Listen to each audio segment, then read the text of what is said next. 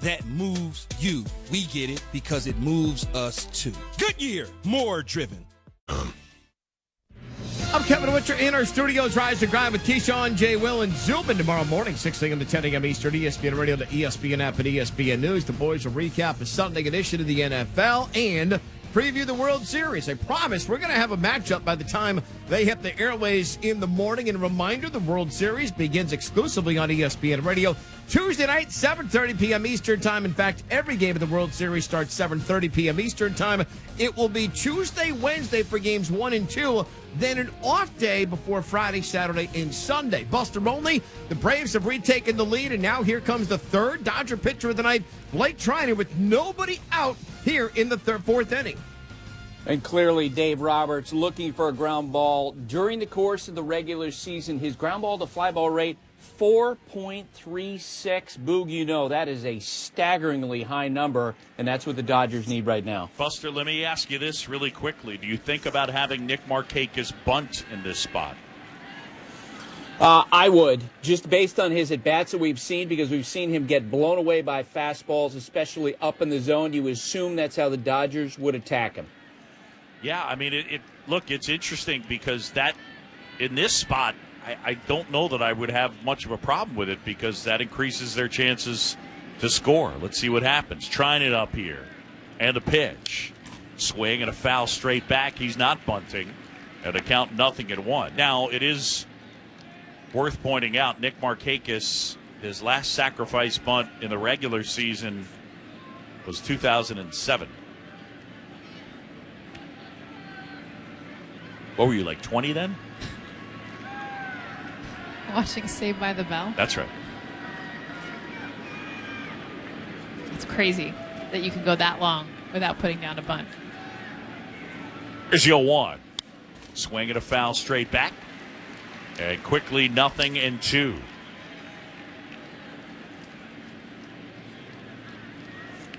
It's just not part of it anymore. I mean, whatever anybody wants to say, it's just not something that's done very frequently. But if that's ever the reason in this situation, nobody out, runners at first and second, that you can't go to it because it's been 13 years since you've done it. Yeah, that's not okay.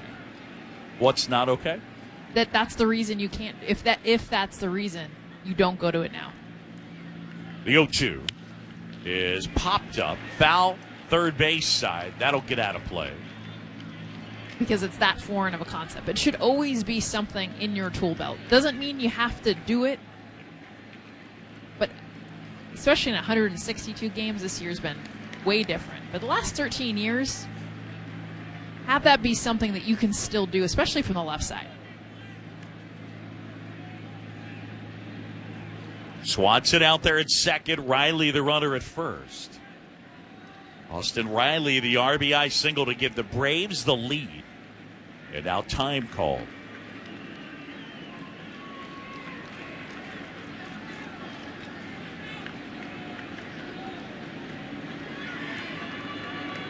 Treinen leaning over, looking in.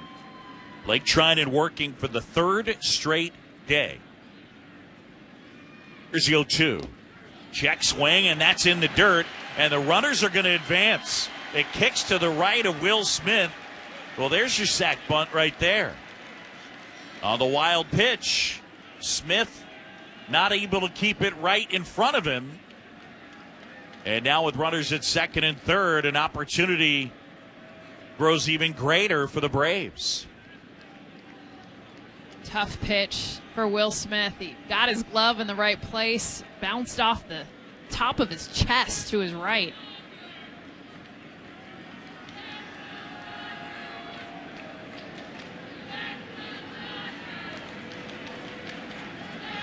Braves lead 3-2.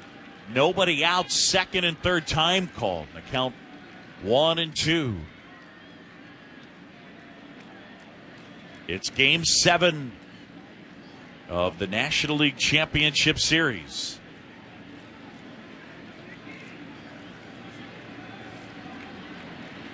Markakis back in, awaiting a 1-2. The pitch. Up and in. That one at 97. It missed. And now 2 balls and 2 strikes. You might worry slightly if you're Will Smith behind the plate. He was set up away, pitch missed up and in.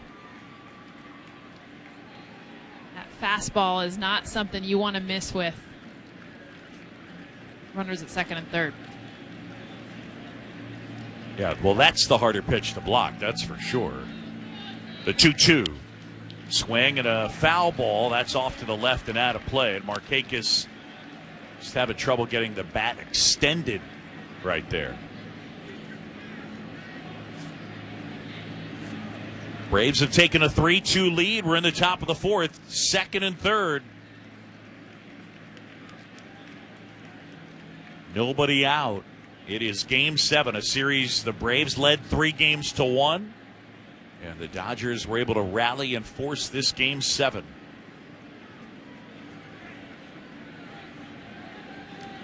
Here's a pitch. Swing and a ground ball to third. Coming home is Turner. And they got Swanson in a rundown. They throw to Smith. Back to Turner. Turner puts the tag on the runner. Now a throw to third. They tag Riley. And it's a double play. Wow.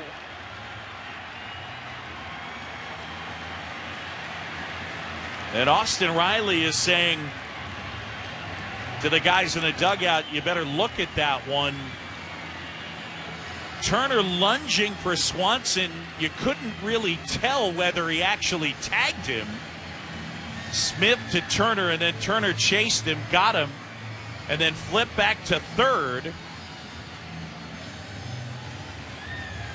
Justin Turner barely got Dansby Swanson. He reached actually for his back, ended up getting his cleat.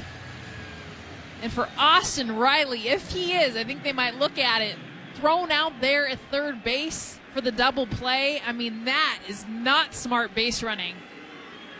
Turner definitely got Swanson on the cleat. And now looking at Turner's throw to Seager. Seager tried to get the left leg. I think that the right next offering cut on and missed. Wow, they're not even going to look at it. Okay. So it'll be a double play.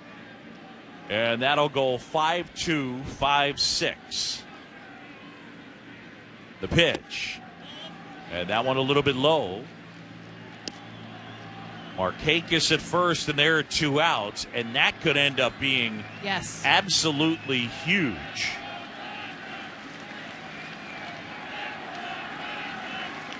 You highlight that right there is running yourself out of an inning for the Braves. The 1-1 is hit on the ground softly to short. Seager backhands up with it, throw to first in time. And all the Braves get is that 1 run. Wow. I also wonder if they're going to regret not reviewing that. Midway in the fourth in Game 7, the Braves 3, the Dodgers 2. This is the National League Championship Series on ESPN Radio and the ESPN app, presented by AutoZone.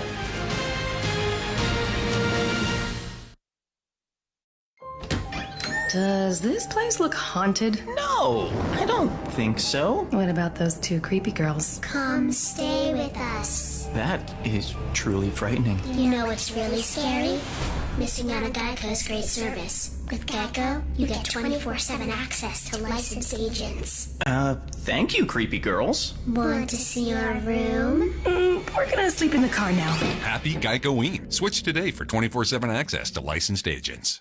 And now more Straight Talk from Straight Talk. The big wireless companies say they're the only way to get the best coverage. Because they've got like a gajillion cell towers? Something like that. But Straight Talk Wireless runs on those same towers, so you get the same great networks for up to 50% less. I wonder if they're counting that one in Kickapoo, Kansas. Oh boy. Switch today and get our unlimited plan for just $45 a month with 25 gigs at high speeds and no contract. Straight Talk Wireless, only at Walmart. Savings may vary. See straighttalk.com. Fall is in the air. Fall projects are on the list, and the Home Depot is ready with more ways than ever to help. Use our mobile app to search, shop, and save. Choose flexible delivery options that bring everything you need right to your door. And if you need tools for a project, but not forever, you can rent them. You won't find a better toolbox anywhere else. Take on fall and fall projects now at the Home Depot. How doers get more done. I left the military with a traumatic brain injury. I came home to fight depression, anxiety, and alcohol. As America's veterans face challenges, DAV is there. I'm Adam Greathouse, Army veteran. DAV helps veterans get the benefits they've earned. With DAV's help, I've built a new life for myself. With the right support, more veterans can reach victories, great and small. My victory is just experiencing life. Support more victories for veterans. Go to DAV.org. This is the National League Championship Series on ESPN Radio and the ESPN app. All right, so we go to the bottom of the fourth. Back and forth we go. Braves led 2-0. Dodgers tied it at 2. Braves have taken a 3-2 lead but had a chance for more and ran themselves into a couple of outs on the bases. Still not entirely sure. I haven't seen the replay of whether Riley was definitely out at third or not. Did you get a look at it? Did Seager definitely get him? I think he definitely got him before that left foot. It was closer than what it appeared to be the naked eye. When we saw it live, I thought he was host because the throw beat him. Yeah. Not good base running by Austin Riley. Dansby Swanson, it makes sense. You're going on down angle. That's the mindset, the conversation. Yeah, the new pitcher will be the lefty Tyler Matzik as he delivers upstairs, ball one to Jock Peterson. It'll be Peterson and then Taylor and then Betts. Matzik has been really good this postseason. 7 2/3 innings. He's given up just 1 run, and he has struck out 13 to pitch. And that clips the top edge of the strike zone, and it's 1-1.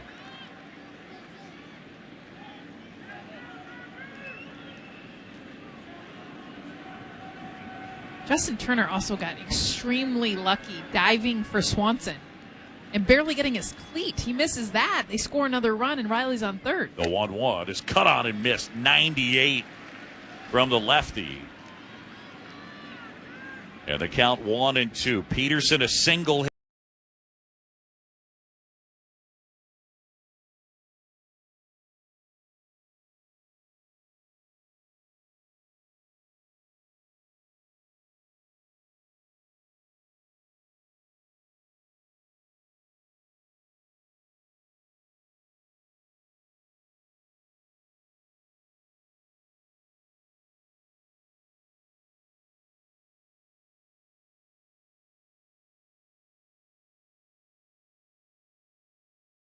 Way. His first time. Jock getting the start in Game 7. The shortstop, second base. Or first baseman base where they were. So he got caught in no man's land. Play like that to come from.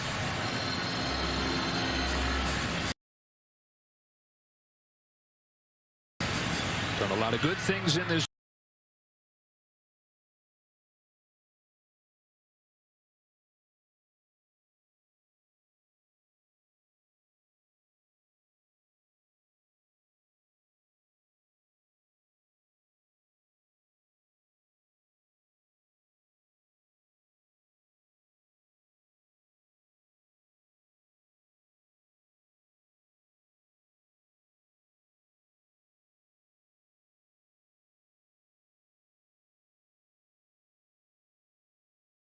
Their chances just went way up.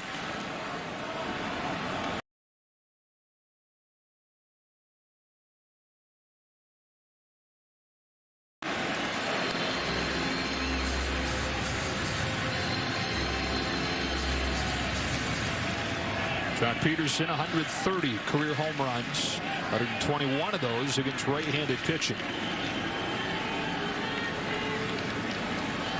Second his first time facing Matzik, opening the fourth. Ready for the 8th pitch of this at-bat.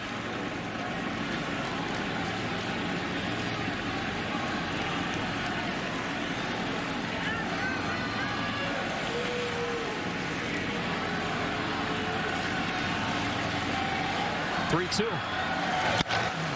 Fly to left. Markakis.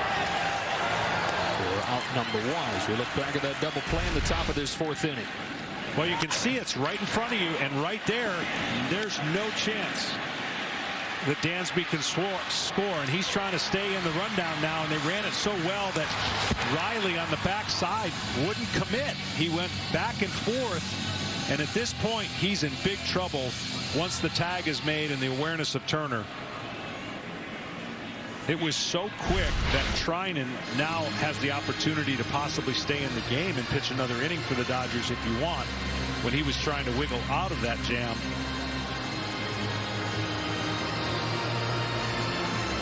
Threw 10 pitches, and again, he'd thrown 33 over the last 2 days. So they weren't thinking they were going to get much, but circumstances might have changed with the way this game's going. They may need a little bit more than they thought they were going to get. Taylor with the bases empty and 1 away. 3-2 Atlanta, bottom of the 4th.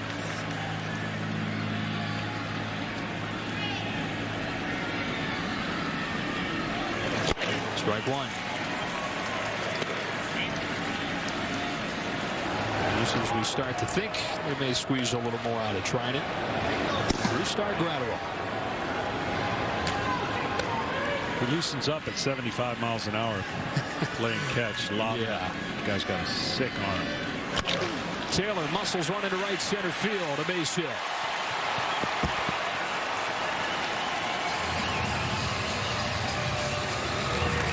Single for Taylor brings up bats tonight. Every time a batter hits a home run that directly hits the hit it here sign, a fan is going to win an RV from Camping World. For rules and how to enter, campingworld.com/NLCS. 23 home runs in this series. And not a single one of them was hit that. Well, we had one that was really close yesterday. Less than 5 feet, it looked like. Record for a series, by the way, is 26 home runs. And to think that one of the things that was talked about coming into this series was, can anybody get it out of this monstrous park? Yeah, that definitely has played a lot shorter. Had some wind, the open stadium, the open roof helps the ball travel a little bit more. Mookie Betts representing the go-ahead run, takes ball 1. Taylor hangs on at first. Darno pounces. Well, the pitcher's dream, when you're throwing good and you're throwing good firm fastballs, you want the hitter to hit it to center field. There's been a lot of balls to center field that have come up just short. But any power to right or left field, easily these guys can get them out. You know what they've become accustomed to is going the other way at will. You know, and that's the one thing you can see the shock on their faces when they go the other way. A right-hander to right field really is going to have to smoke it, and the same thing for a left-hander to left field. It's not going to go out of the parks they're accustomed to playing in. Here's the 1-0. It's high for ball 2.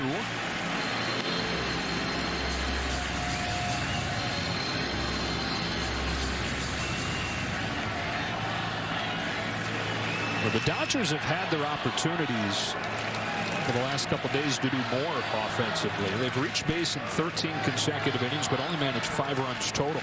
And yesterday in the 3-1 win, all 3 came in the first inning. 2-0. Oh, no! Ball 3. Yeah, but if they keep doing that, that's going to be a recipe for disaster for the Braves. That's the one thing, the relentless attack of the Dodgers is that they just don't give you outs, meaning they don't swing recklessly and allow a pitcher who doesn't have his best stuff to get you out. Coming out of their shoes here if it's too juicy? Probably not, based on who's on deck. Oh, right down the middle, and he took it 3-1. Life of a pitcher trying to go through this lineup. And Corey Seager waiting on deck. How many times are you going to face Mookie Betts and maybe fear the guy coming up next more? Corey Seager swinging it. 3-1.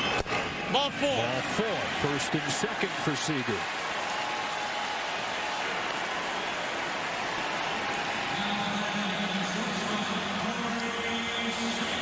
Well, because the Braves really only had, you could say, 3 starters to come into this, the Dodgers felt that the more they could see the Braves bullpen, the better chances they would have as this series plays on. Well, they're going to see a lot of the Braves bullpen in this game. Now, because of what Max Fried did yesterday, going 6 2/3, this bullpen is as well rested as we could ever imagine, playing 7 games in 7 days. Yep. Seager's grounded out twice tonight. Taylor at second. That's at first. A lot of speed out there as Matzik comes home to Seager with the first one. That is yanked to right on a line right into Acuna for out number 2.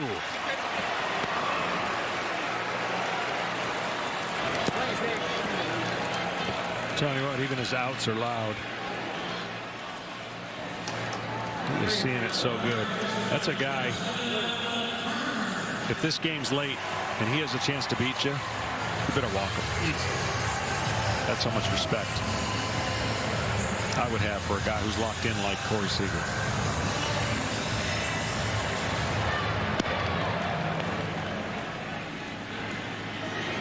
Up to Turner, and the Dodgers again try to do it with 2 outs like they've done throughout this postseason, like they did last inning to get their 2 runs.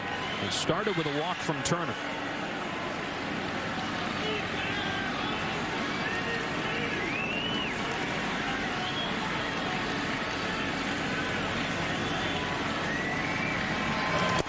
Ball. Little high, ball 1.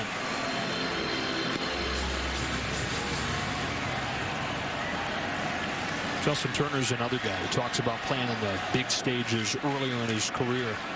And such a huge part of his success in the Major League postseason.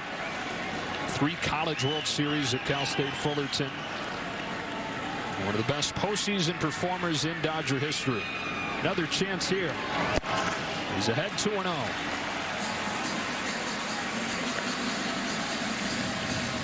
Nobody's driven in more runs in postseason history. And there's always caveat of there are more games these days, but 39 RBIs, 7 trips. Only Duke Snider has hit more home runs in the postseason for the Dodgers.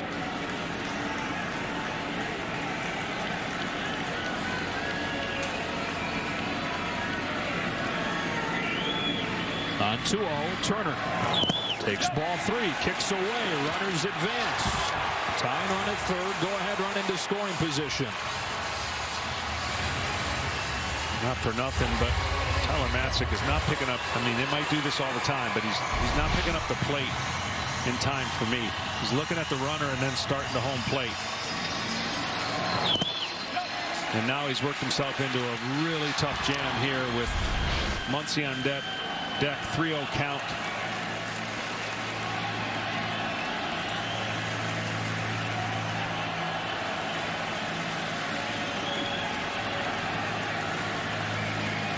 Taylor singled with 1 out.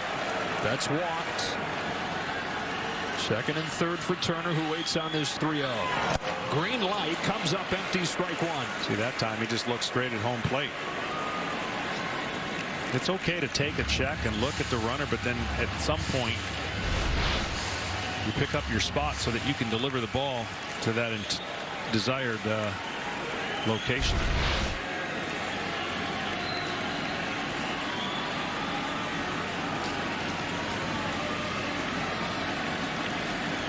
Fourth inning of game 7. 2 on, 2 out, 3-1. Turner swings and misses, 3-2.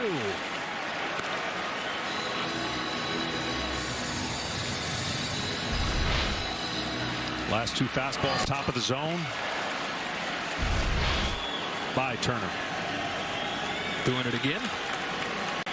I'd be tempted, if I trusted the slider, to go right. I know it's easy to say, well, just to pump another fastball. I'd be leery of 3 in a row to Turner. But these are the decisions. You got to be completely confident on what pitch you can make here. 3-2. Here it comes. Stuck with a fastball, but missed inside to load the bases.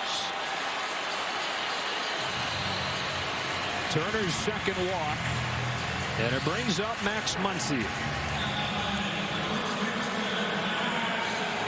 who has come up in this spot in this series and hit a grand slam as part of that 11-run first inning in game 3.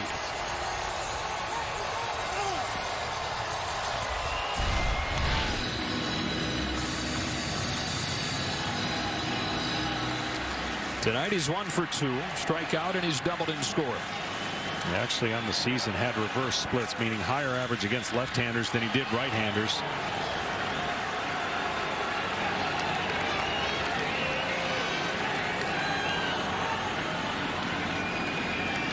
Bases loaded, 2 gone, 4th inning. Muncy takes the first one in the dirt. He chases at a lower rate than anybody in the National League.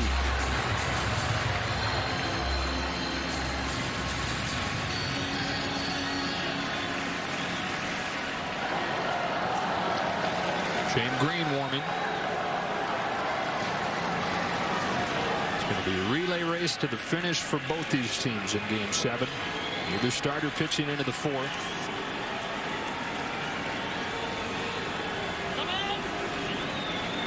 Well, the Dodgers are looking to deliver a back-breaking blow. I mean, you're talking about what just happened 15 minutes ago or less to now having a chance with 1 hit to take the lead just by how many on what that hit does. On a 1-0. Perfectly placed fastball, 1-1.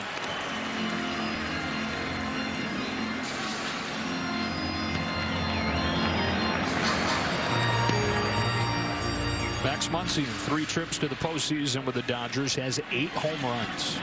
Includes a walk-off in the World Series and in that 18-inning game in 2018.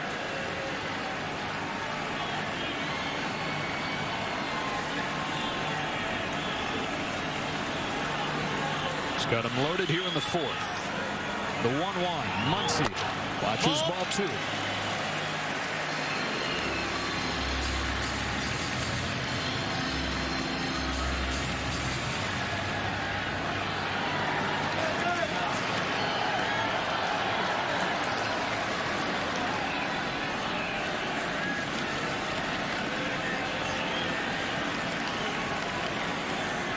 A hit and 2 walks to load him up for the Dodgers.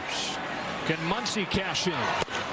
Perfect pitch again from Matzik to make it 2-2.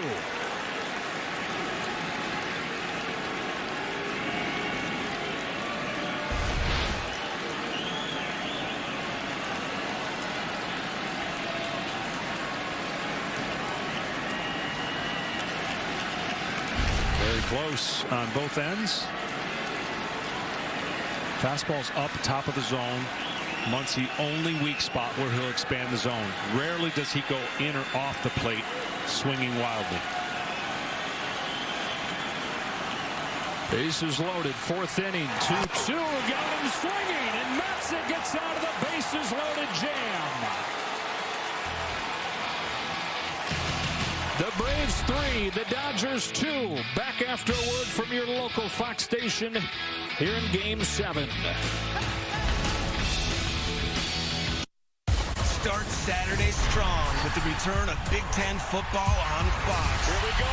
Justin Fields and the 6th-ranked Buckeyes take on Nebraska. Touchdown! It all starts with a special Big Noon kickoff live from the Shoe. And then it's Nebraska, Ohio State. All part of Big Noon Saturday on Fox and the Fox Sports app. At Fox 5, local news matters. The fire chief told me this is an obvious case of arson. We're here to keep your family informed and safe. Look at all that heavy rainfall across the area. Watch Fox 5 News. At Ingalls, we know the ever-present struggle of what am I going to make for dinner this week? That's why we started the Ingalls Table. It's a website that brings the best chefs and food experts right into your kitchen. You can sort through hundreds of recipes for every occasion, watch how-to videos, and print shopping lists to take to the store. It's all waiting for you at ingalls-markets.com. Ingalls. Low prices. Love the savings.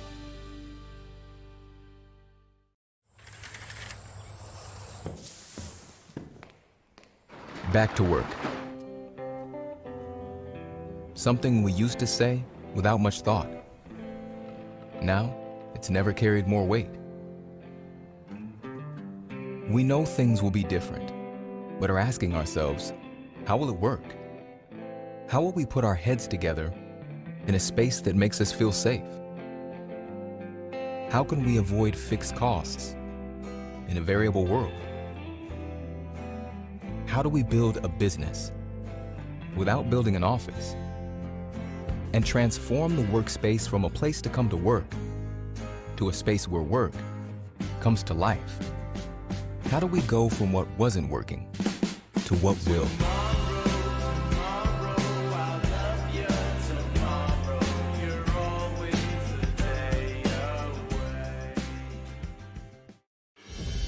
they can be powerful and personal.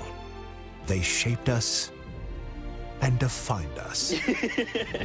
They broke new ground and the box office with stirring performances and undeniable craftsmanship. They are definitive movies, a celebration of cinema.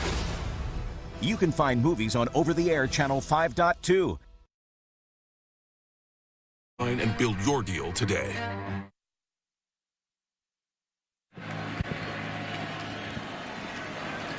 Tyler Matzik into and out of trouble in the 4th inning to keep the Braves in front by a run. Able to strike out Max Muncy with the bases loaded. Blake Trinan does stay in. Ronald Acuna Jr. looks at ball 1. A tailing fastball. It's 1-0. That's his 11th pitch. His 44th over the last 3 days. This is only the 2nd time that he's pitched 3 consecutive days all year.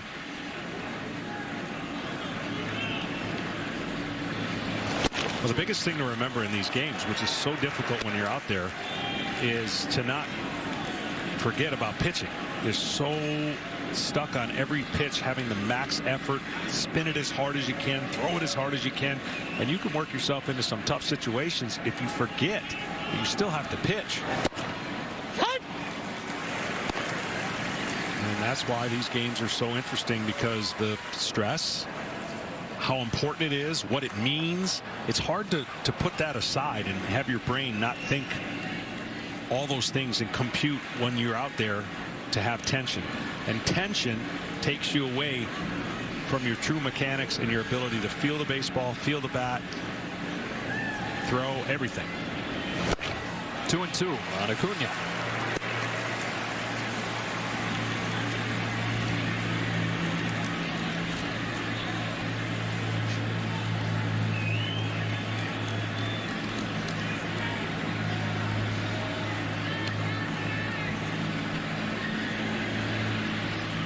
Trinan comes home, and Acuna lifts a fly ball to right center field that sends Mookie Betts back for the first out of the 5th.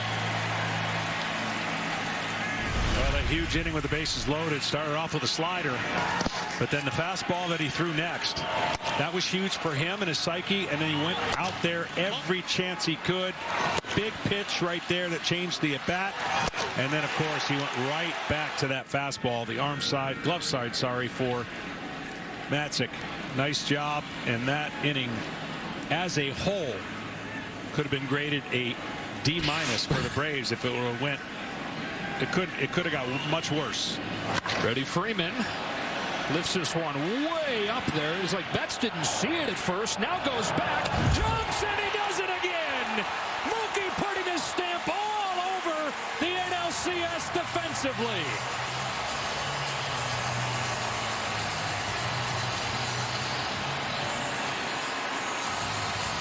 That's how you do it. Watch how he times. This is a taller fence than center field, and he gets way up. He knew the timing. Once he tracked the ball, he knew if he jumped before the fence, too many times you get too close to the fence and the fence knocks you down. We saw that in center field with Pache, and I'll tell you what, between Bellinger and Betts, we have seen some classic game-changing moments. 8-foot wall out there, almost hit his head on the rim. But it's the way he put himself in position to do that. Ozuna ball 1. Well, we saw Pache earlier in this series. He got flat-footed. He got against the wall, and the wall didn't allow him to jump. He could have caught a couple already this season. There's an art to it. There is. Tremendous play. This man here was robbed by Betts yesterday. 2-0 on Ozuna. It's an 8-foot wall out there. I love it. I wish there were more walls right about that height. Well, you can see some of the dimensions of the wall actually get higher based on where they are. The bullpen wall is smaller in height, but then it jets up a little bit taller there where you see the extreme networks. I would vote for every wall being like 6 feet. Oh, yeah. And in the hands, little flare to first. Muncy's got it. Mookie Betts, four-time Gold Glove Award winner. Game after game, night after night, play after play for the former MVP. Halfway home in Game 7. How fun is this?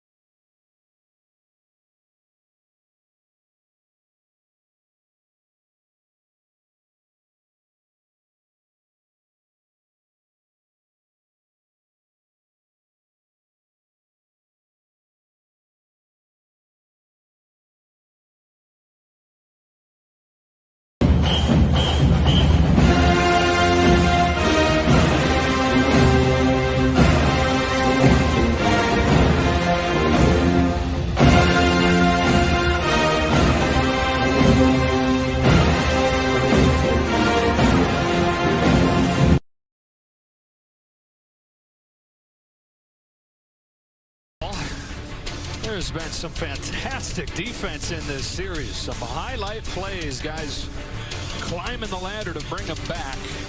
Mookie Betts for the most recent one, up over that 8-foot wall to take away what might have been a home run from Freddie Freeman. And it stays 3-2.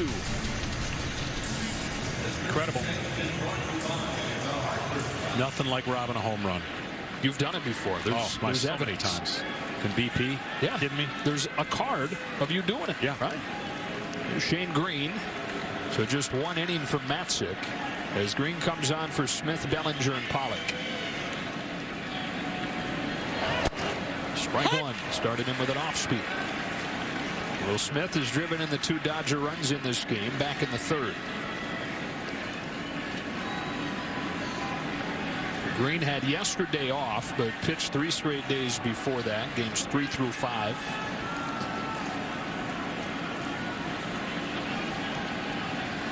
That's the 0-1 fly. And just to remind everybody, to be totally fair, this game would be in LA under normal circumstances. We're not playing in normal circumstances, so the crowd and just everything that comes with it is lessened, no doubt. It gives the younger player a little bit better chance to not be so deer in the headlights type. But now that tension's gone. You got a nail-biter game, and it's really going to come down to the execution of every bullpen guy that comes out for each team. And you couldn't pick a scenario where you say who's got the edge. They both were great in the regular season. Yeah. AJ Minter warms. I think the one advantage the Braves have is that they're probably a little more well rested. 2-1 pitch. Ball 3 on Will Smith.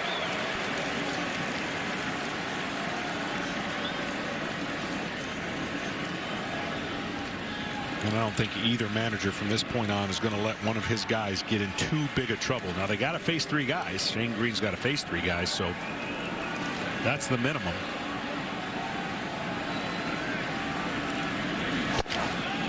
Top corner, full count. Shane Green, one of the 3 guys the Braves traded for. 3 relievers they traded for prior to the deadline last year. They got Green, they got Melanson, they got Martin to solidify that bullpen. And for much of this season, that was the unit that was key. Starting pitching was a disaster for much of the regular year. A payoff pitch to Will Smith. Well, I still maintain that whoever has the guts to pitch in the strike zone with their stuff is going to have better success. If you keep trying to get to these counts and create these big stressful innings, even if you're only out there for an inning, it just doesn't bode well for what everyone would want to draw up. You want to get attack with strike ones. Both teams have had a bad percentage of getting first pitch strikes so far in this game. So a lot of that game 7 jitters. Another payoff. Got him swinging. Smith the first out of the 5th. Ken, Mookie Betts has had a few to choose from as far as a favorite at the wall in this series, huh? He has, Joe. I asked him before the game which catch was more difficult. Was it this one in Game 5 in which he had to come in? Obviously, that was a great one. And here's the one yesterday on Ozuna, leaping at the wall. But then he just came in after that last catch. Now, you can see this is a higher part of the wall, so he couldn't go over the wall. But this one, he goes over the wall, and Mookie came in, and that's the one he liked best because he rocked the home run. Here's Bellinger. I would say recency bias, but I think it's probably my favorite, too. Oh, no doubt, man. You take a run away. That was, by the way, the difficulty was the one that he caught off of Ozuna, by far. The most difficult, and because how hard it was hit and where he had to jump in the wall. That one he had time to show off his athleticism and dunk a basketball. He was a star basketball player in high school. That's a bad ball there, huh? Tremendous movement for Shane Green. That one split the plate.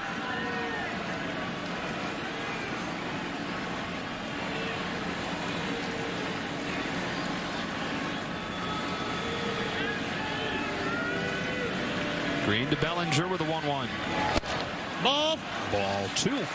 Saying, you don't give it to me at the knees. You didn't give it to me belt high. Where do I got to go?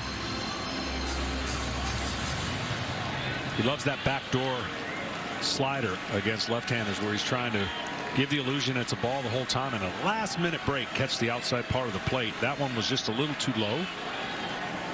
But the sinker that he throws in the front door sinker where he gets Bellinger to buckle was a strike. Ball. 3 balls, 1 strike.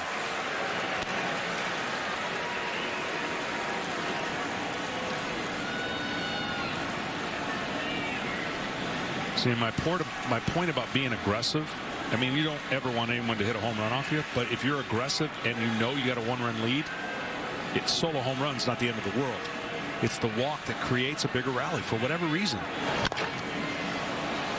It's amazing how it works mentally. You just feel like you just gave a guy a base that he didn't earn, even though he earned it by not swinging.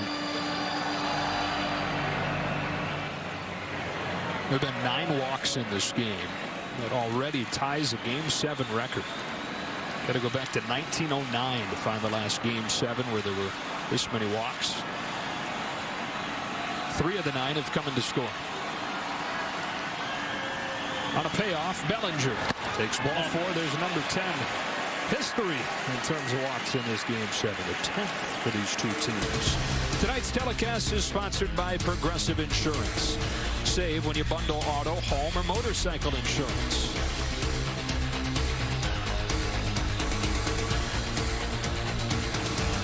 So both sides have issued 5 walks. It's Bellinger's second. Tying run aboard, and A.J. Pollock coming up here representing the go-ahead run with 1 away in the 5th. Pollock 1 for 2 tonight. He singled in the second, fly to center in the 3rd. Bellinger has 6 stolen bases on the year. And the right side of the infield, of course, will be open again with the shift.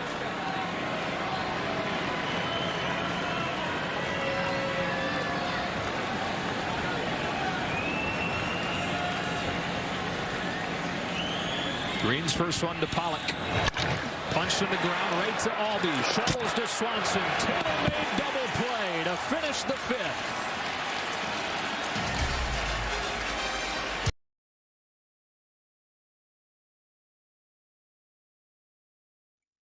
All right, Swanson. There we go. Turn that double play. Here we go, Braves. Let's go get them.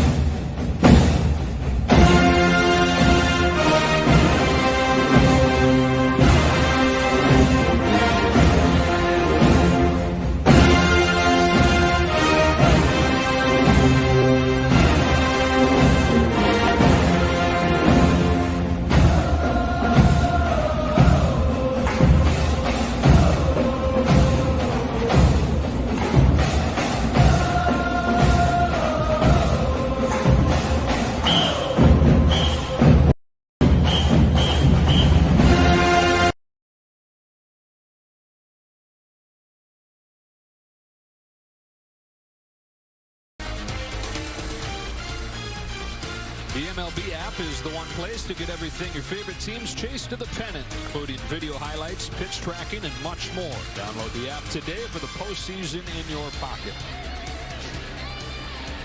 On to the 6th. Bullpen door opens again, and Bruce Gratterall comes out for the heart of the Atlanta order in a 3-2 game.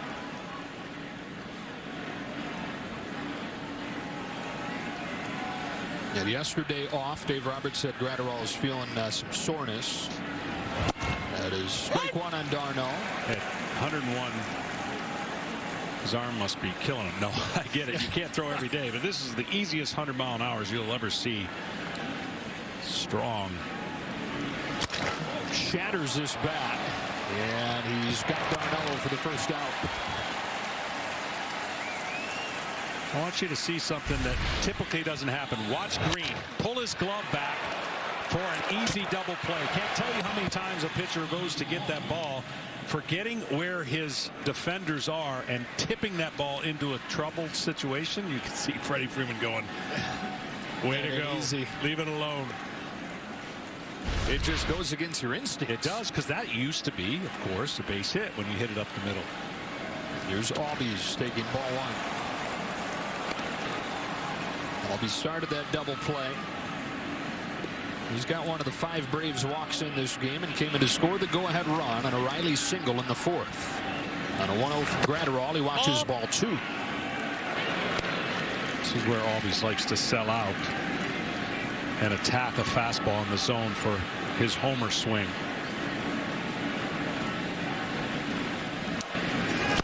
And he stayed off of it, but you can see what he wants to do. He's got that momentum and leg kick. And you mentioned his size and height, but boy, oh boy, when he gets his pitch, he can crush it. On 3-0, he takes ball 4. 4-pitch walk and a 1-out base runner for Atlanta. We got late afternoon NFL action tomorrow. A special edition of the NFL on Fox with the Chiefs and the Bills taking up the rescheduled game from Thursday night. 4:30 Eastern, 1:30 Pacific on Fox, NFL Network, and streaming on Prime Video. Where in the world is Joe Buck? He'll be doing that game. Yeah. Dansby Swanson with 1 on and 1 out. He's in Tampa Bay today. Be back here with you, game 1 of the World Series. Ball. Inside and a ball on Swanson. Now Swanson has really started to turn it on as Urias turns it up in the Dodger bullpen. Swanson a home run and a walk today after he went 3 for 4 in game 6.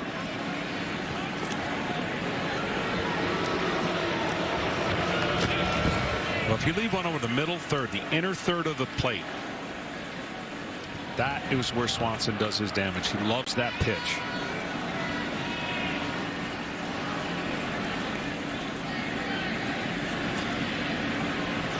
Ooh.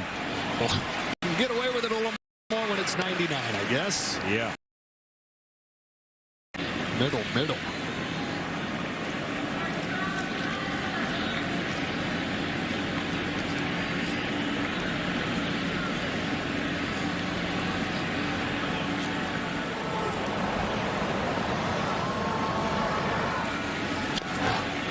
1-2.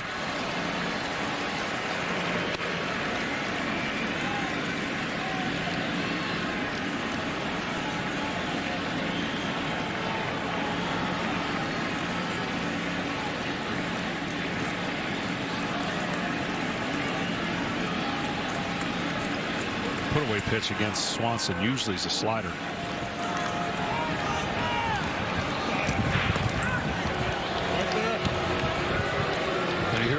The fastball at Gratterall for good reason. It's 101 miles an hour, but opponents are 2 for 24 against that slider. Yeah, it's tight and disappears when he's throwing it right. Of course, you're trying to get out in front, get the barrel of the bat to the fastball, and then he throws that. Got him. I guess it was a slider that was left way up. Got him to chase. Round number 2. Well, you can see he's not sharp, but still has the velocity and the ability to get some swings and misses. Supposed to be a slider. Yeah, that ball backed up.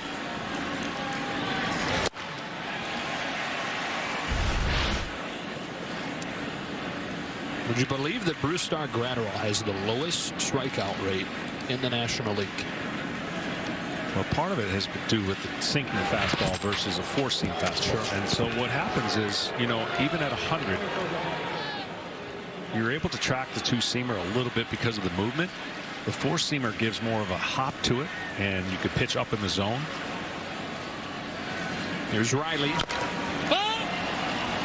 And so that's why a lot of people typically will tell you, or a lot of people in the analytical world, if it doesn't have a certain number or spin rate to it, abandon it and go with something else. With the style of hitting of where everyone's trying to barrel up balls and square them up,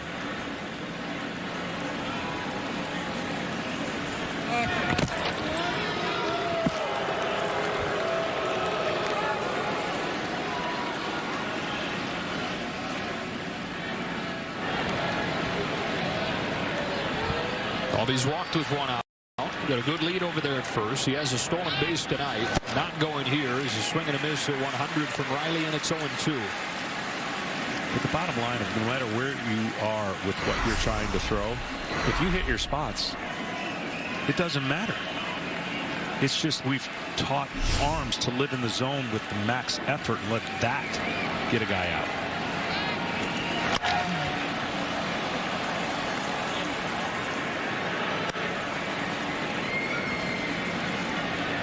Only 22 years old. He was originally part of the Mookie Betts deal, going from the Minnesota Twins to the Boston Red Sox, but the Red Sox didn't like the medicals, didn't like some things they saw in the physical, so they pulled out of the deal. And the Dodgers said, well, we'll take him, and traded Kenta Maeda to the Twins to get him. That is taken for strike 3. And back-to-back Ks to finish off the 6th for the 22-year-old out of Venezuela. His Dodgers trail by a run in Game 7. They've got 8, 9, and 1 coming up. That includes Mookie Betts. Back in a moment.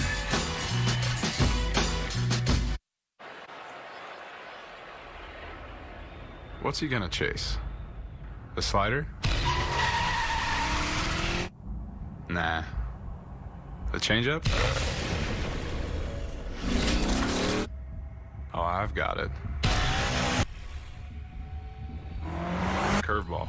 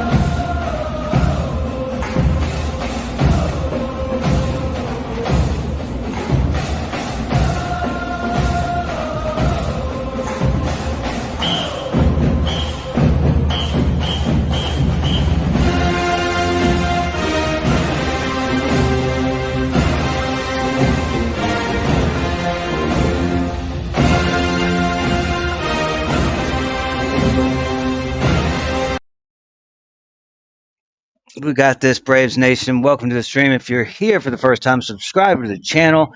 If you are not, even if you're just here, been here the last 3 nights watching the games, hit the like button and share it out. Tell a friend. This is NLCS Game 7. It was currently 3-2. Braves. Fuck the Dodgers.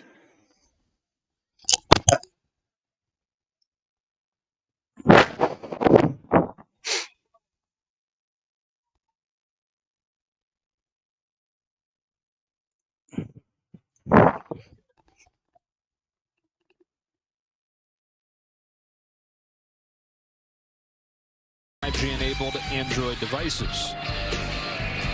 To the bottom of the 6th we go here in Game 7 with the Braves in front 3-2. And the man that started Game 5 and was fantastic, A.J. Minter, over 3 shutout innings at his first career start. You know, it was incredible. You just wonder how much he has in the tank for this game. The terminology we always used to use in our game was he bowed his neck, meaning he went as far and as long as he could. And he did an incredible job, and now he's looking to get an inning closer. A pinch hitter. Sorry, John, pinch hitter here. Kike Hernandez for Jock Peterson. He takes ball 1. Just a quick note on that ball that Freddie Freeman hit that Mookie Betts caught. I was intrigued. I know we're not in L.A., but would that have been out of L.A. Dodger Stadium? And the answer we got back was no.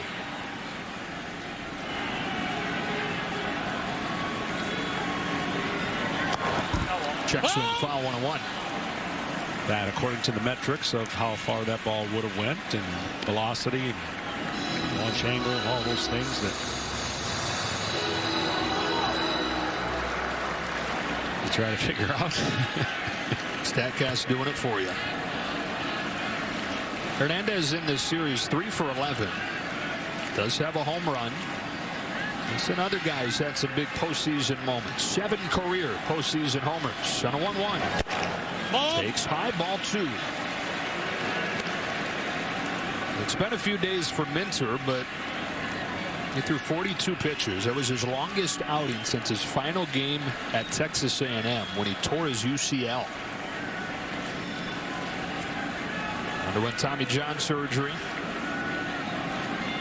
What a season he's having for the Braves. Big spot here. Finds the bottom of the zone with a fastball, and it's 2-2. And having done this People don't understand how, when you go 3 innings, and you haven't done that in a long time, how much it does empty the tank. Now, the 2 days off will help, and hopefully for the Braves, the 1 inning that they are asking him to, I would guess, would be enough. Brings it 2-2. But I spent my entire life, 14 years as a starter, trying to go 8 and 9. Then when I went to the closer's role, and in my 4th year of not starting, had to pitch in a playoff game the final 3 innings, I was gassed. And you wouldn't think there's no way that would be. You just can't when you're used to a role of your sprints. Relievers are in sprints. They come in, they do their job, they hope to do it multiple times during the week. That's what was so impressive about him throwing 3 innings the other night. Now another 2-2. Another foul ball. But also, I've heard you talk about in the biggest games, in the postseason, Game 7s, you just find a way, even when you don't feel good, like you find this second tank to get into. But what you don't want to do, and we've seen it in some epic battles, whether it's the Chapman battle in Cleveland, you don't want to force velocity. When you're tired, the tendency sometimes is to force it. It's not natural, and it doesn't go where you want it to go. So if you can stay away from forced velocity, you're okay. Hernandez spoils another. Next pitch would be the 8th. And that is not easily done, because you just know that you need a little extra. And you try to hump up on it a little bit, and the next thing you know, it flattens out. And you make a mistake. Or you throw it in a location where you never intended it to go. Well, there's 42 pitches on Friday, and 7 pitches to the first man he faces here in Game 7. Another 2-2. Hernandez hits one in the air, left center field. This game is tied.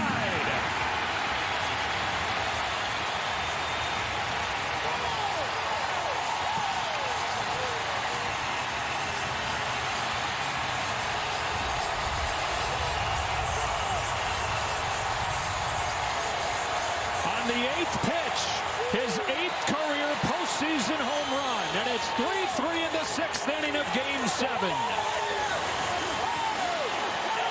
And that's the case in point right there. It just was jumping out of his hand 2 days ago, blowing it by the hitters. Kike with an incredible at-bat, saw a lot of pitches, and he smoked this baseball. A pinch hit home run from Kike Hernandez. 3-3 in the 6th inning.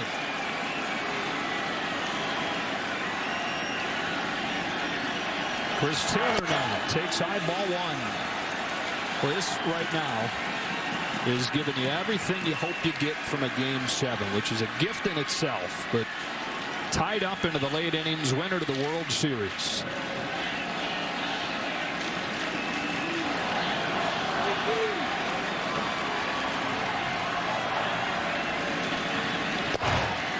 Ball and a strike. And already some big-time swings in the game. You know, so many games go by and you forget about certain plays early and you say, that won't matter, and they come back and matter big. The base running, the catch.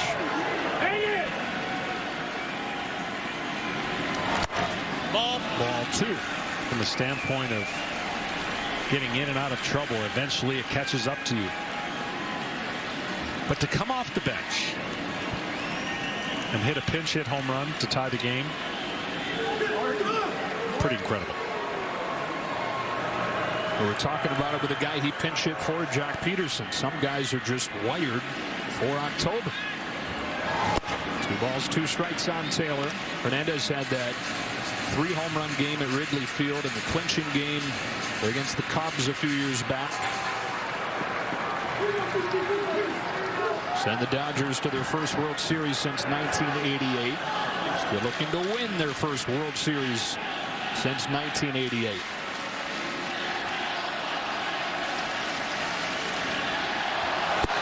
Trying to come from behind in the series and trying to come from behind in Game 7 to get there. If you're the Dodgers, you feel like you're the best team, and you have that right to feel that way because you played all season like that. But there's so much pressure on them, and they've been able to rebound and come back, and they have basically played an elimination game for 3 straight games.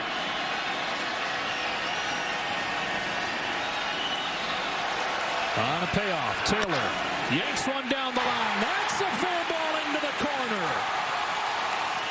Taylor follows the home run with a double, and the go-ahead run is in scoring position with nobody out.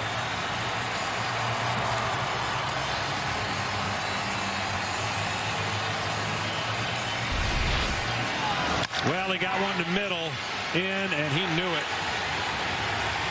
Absolutely knew it.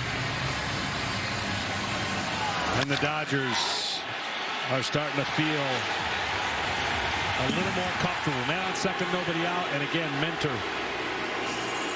I'll say it for him. He ain't going to say it, but the gas tank, you could understand, is a little bit low, and he has and will try to get through this next hitter. By the way, just the second pinch hit home run in Game 7 history. Troy O'Leary for the Cubs in a loss to the Marlins in the 0-3 NLCS. Now it's Betts. A chance to give the Dodgers their first lead of the night. First one from Minter is very high, ball one. And here is an instance where the 3-batter minimum is playing a role, because you know Brian Snitker sees the same thing that you do. He just doesn't have it. But he has to face Betts to fulfill that. He does have to face Betts, and the reason I felt that he was a little bit, the way that he's throwing his fastball up and out of the zone tells me all I needed to know. And he's trying to pitch with his secondary pitches. Hut! 1-1.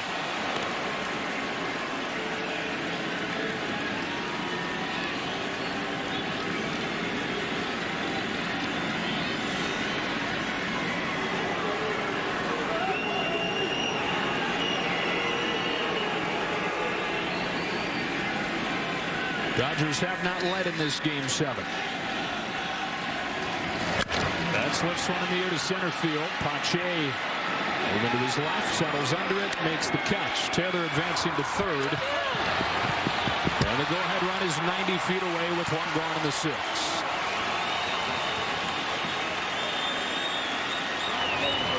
Great at bat by Betts. Stayed on the ball the entire time. Had the plan to get the ball in the right side, if nothing else, in the air. Moves him over to third for their hottest hitter. Now the Braves have to bring the infield in, which makes their hottest hitter even more deadly if he squares anything up. Well, he's fulfilled the 3-batter minimum, and Chris Martin is warming. But lefty on lefty, Brian Snitker elects to leave him in to face Seager. Infield pulled in. Hottest hitter on the Dodgers stands in on the first pitch. He watches a perfectly placed fastball, 0-1. Best fastball of the night. He stayed on it and stayed through it.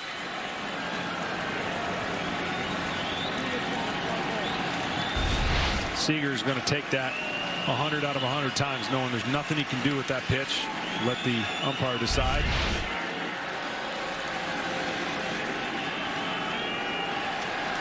Seager takes ball one. And that one he overthrew.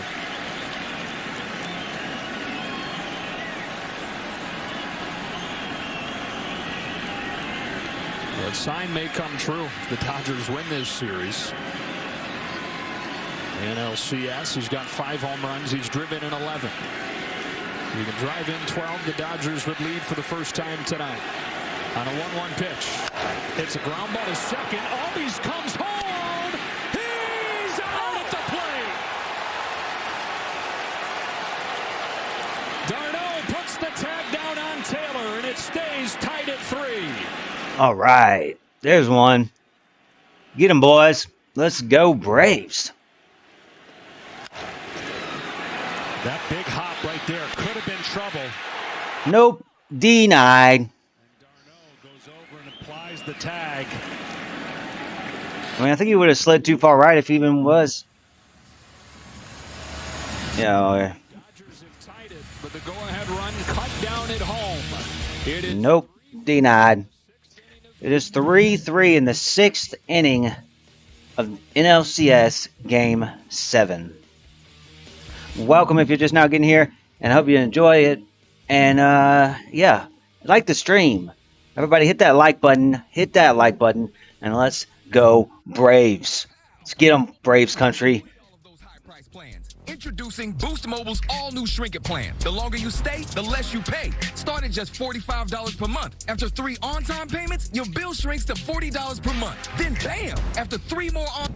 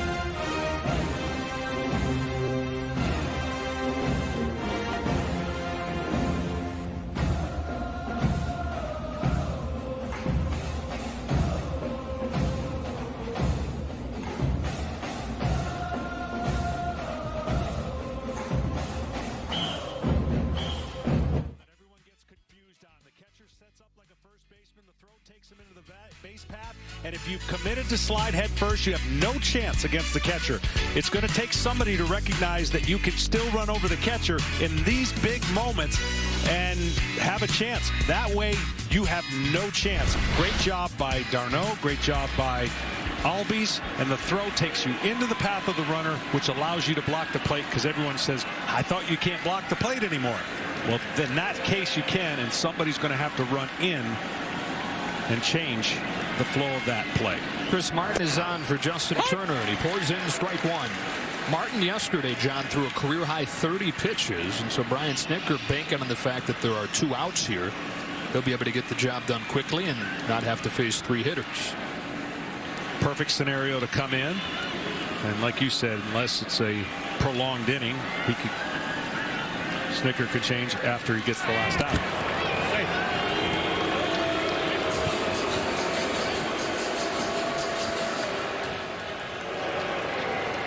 Too many times, you know, in the past before the rule came into play, you could throw 6 pitchers in an inning and not get an out. They wanted the flow to be a little bit better so that you, when you start a clean inning, you've got to face at least 3 batters. And it's the same for everybody, so nobody has a disadvantage. So anyone who complains about the rule, it's really too bad. You just got to have the guys do your job and then have some strategy of when you're prepared to bring in the next guy so that you don't get caught in a scenario where he's left out there to give up a bunch of runs. It's another thing on these managers' plates. He said right off at the top, they're the only guys not having fun tonight. There goes Seager on an 0-2 that Turner fouls off. Great time to go. A guy who can control the strike zone and the bat in Turner. And I'm sure 0-2, the tendency of a pitcher is to forget about the guy at first. Right. And Seager's only stolen 2 bases in the last 2 years.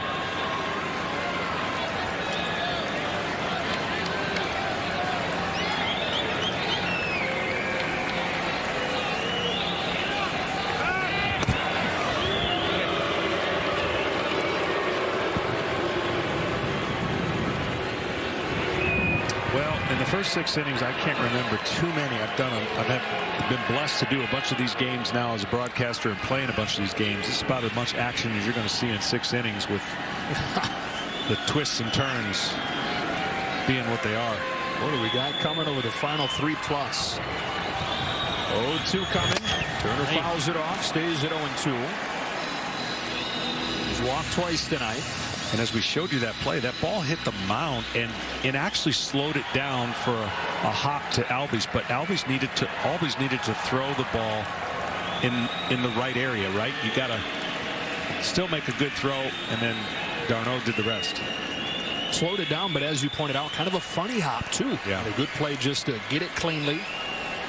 And a perfect strike home to cut down the go-ahead run. Another 0-2 pitch to Turner, and a tie game in the 6th. Spins away, ball 1.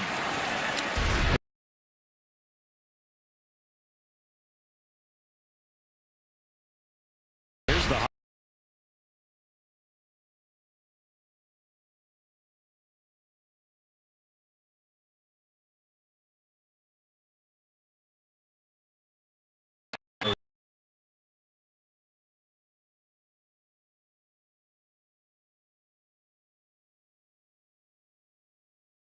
pitchbacks, the screens, and throw the ball.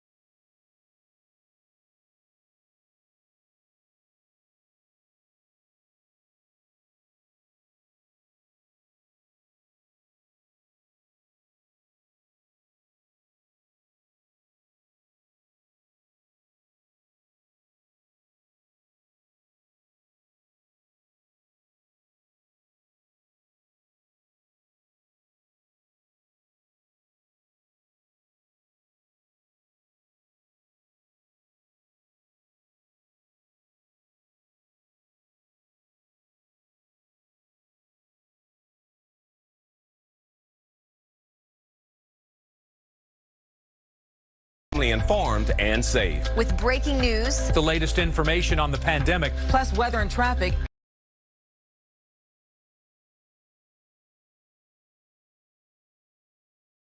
Meeting meet cleaning standards. How can we avoid bottlenecks and leave uncertainty at the door and put our heads together in a place that feels safe? Rise up, ATL. Watch the Falcons Morning Show that takes you all the way inside this week's matchup. We're breaking down the Falcons' game plan to take care of business. Rise up, ATL, with Early Birds, Saturdays at 8:30 a.m. on Fox 5. Good Day Atlanta gives you the most local news every morning. To keep your family informed and safe. Officers right now are still working to clear.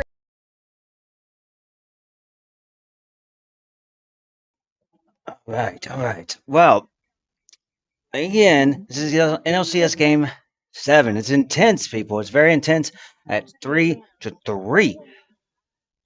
Have faith, Braves country, because we're going to pull this one out. We will be live streaming this World Series on this channel as well. So come on back during the World Series, and we'll be playing it too. So go ahead and subscribe. Turn the bell on. You'll be ready as soon as we go live.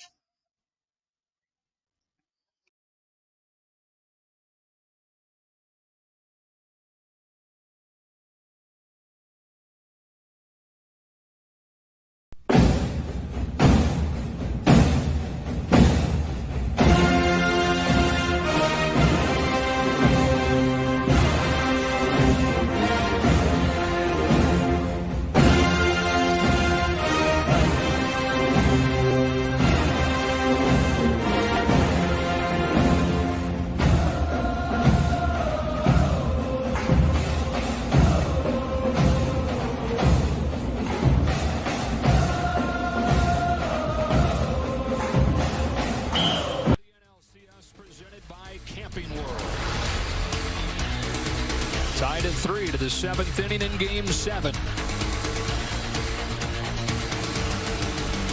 Back into the bullpen they go. Julio Urias, who is the winning pitcher in Game 3 on Wednesday, just 1 run over 5 innings and really pitched very well.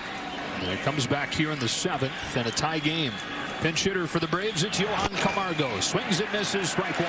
Camargo has a big swing, as you just saw right there, but Urias has a big arm. I mean, this could play out where you could have Urias finish the game if the Dodgers wanted him to. What a great arm this young man has. Markakis' day is finished. Camargo pinch hitting out of the 8th spot.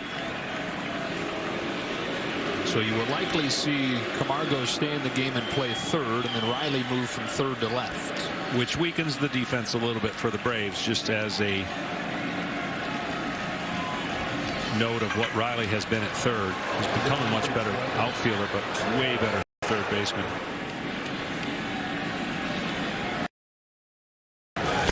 Camargo chases here quickly 0-2. Urias has a power changeup. You saw right there. Fastball, good breaking ball.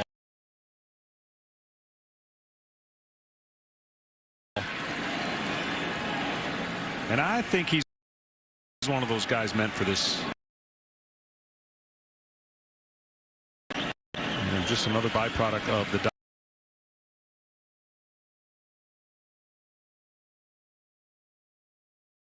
Dodgers ready. And Dodgers do a good job of preparing to be a big leaguer. Is 1-2. Camargo digs it out into shallow left. Pollock will come on and put it away for the first out of the 7th.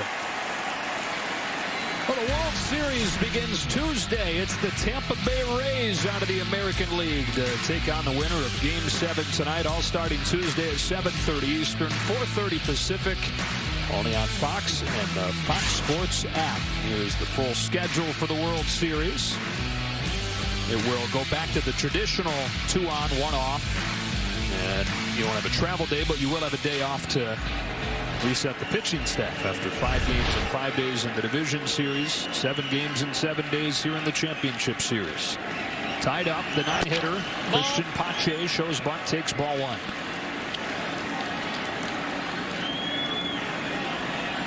Pache walked and grounded out. Sit in the open. Sometimes these games provide the opportunity for an unsung hero, and right now each club is looking for what that guy is. Your stars are your stars. Flipped and foul ground, first base side. Muncy to the dugout with room. 2 up and 2 down in the 7th. For the Braves in a 3-3 game here in the 7th with the Dodgers. Top of the order with Acuna coming up. Would not throw a first pitch fastball here. As aggressive of a hitter as you're going to find. And 5 home runs on the first pitch of the at-bat this year alone.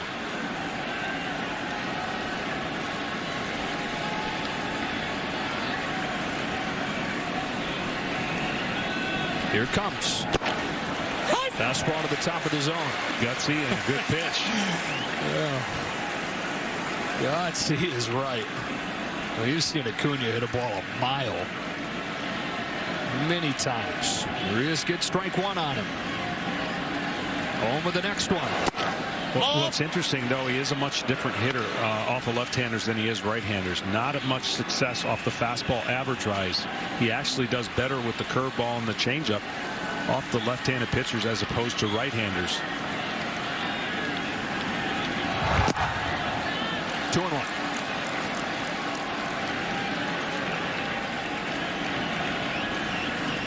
Acuna 4 of his last 30. How many times have you seen a guy in the postseason go through a rough stretch and then find it when his team needs him the most? They get that from Acuna. And a tie game here in the 7th.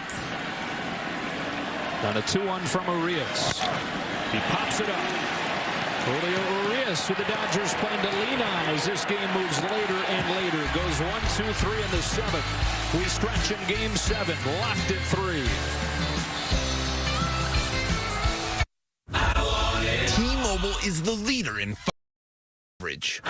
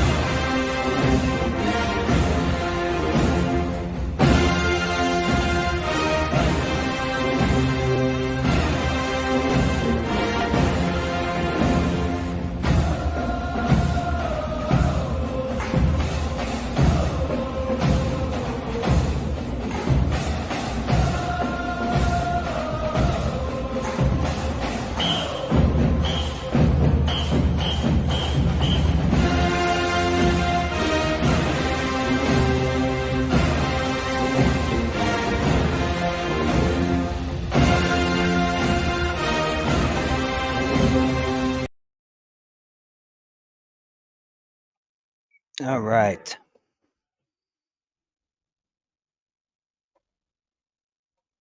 Mookie putting a stamp all over the NLCS. Mookie. He does it again. How do you like that?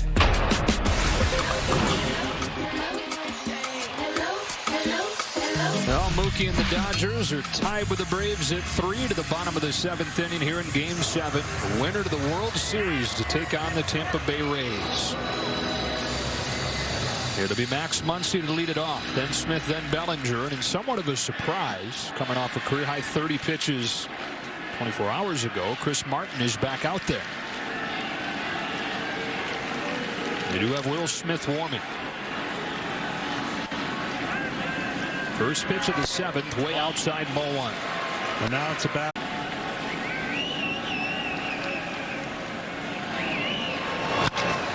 We'll do the 2-2 again. Muncy is 0 for 2 tonight with a pair of strikeouts, or beg your pardon, 1 for 3, a pair of strikeouts and a double. Came in to score on Will Smith's 2-run single back in the 3rd. Dodgers tied it in the 6th, then a home run from Hernandez.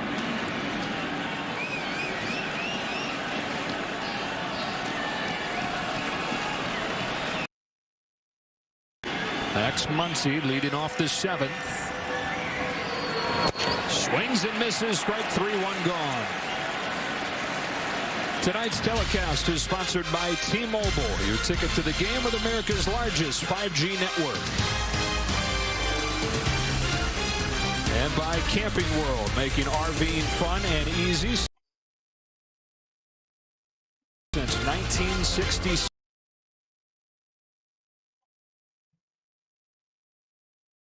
Headed for a walk-off home over the Red Sox. Bill Mazeroski, the other. As Will Smith comes up with 1 gone and takes 1 down the middle, strike 1.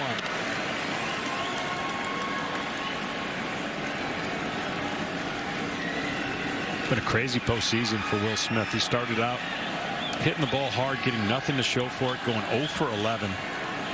And then dropping in a historic record-setting 5 hits against the Padres. Started out a little slow in this postseason, and then hits that big home run.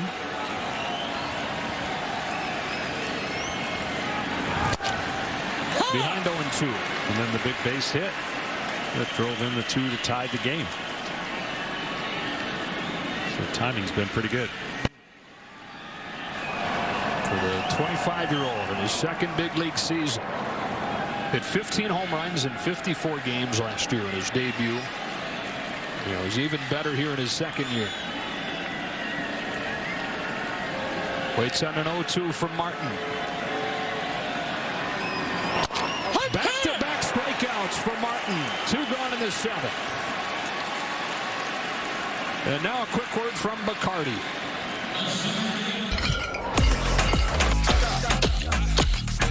Break time means it's time for a Bacardi Spiced Rum and Cola. Introducing Bacardi Spiced Rum.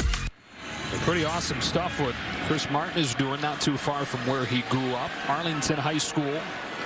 Pitching in Game 7 of the NLCS in Arlington. Bases empty, 2 out. He faces Bellinger in a 3-3 game. Delivers strike 1. 2 walks for Bellinger. Also hit it on the screws, lined out to right.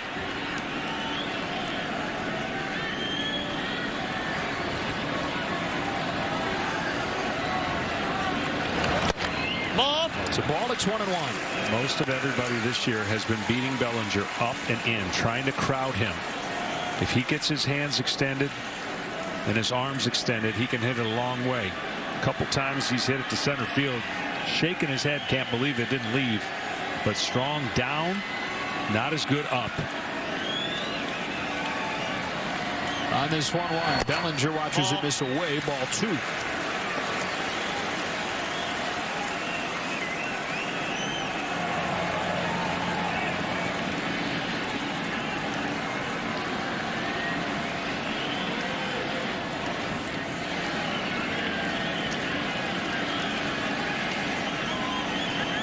Chris Martin trying to give him an inning plus. His 2-1. Backdoor to catch the corner, strike 2.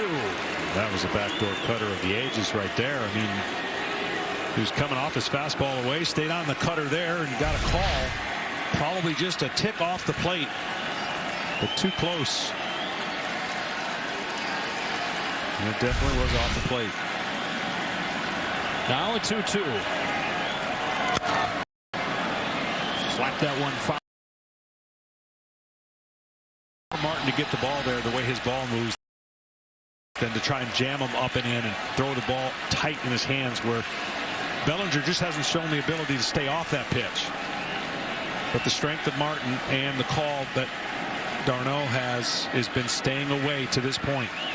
And I know that's the hole, but that takes some guts to come up and in on a slugger like this. Another 2-2 pitch. Left it over the plate and got away with it. But see, that's not really over the plate to Bellinger, because he dives in. He's so close to the plate. Just harder for him, but he gets out over the plate, can touch him about as good as anybody. Reigning MVP, who's not had kind of season he envisioned. One swing changes all of that. No question about it. A 3-3 game in the 7th. The 2-2 is swatted down the line, foul again.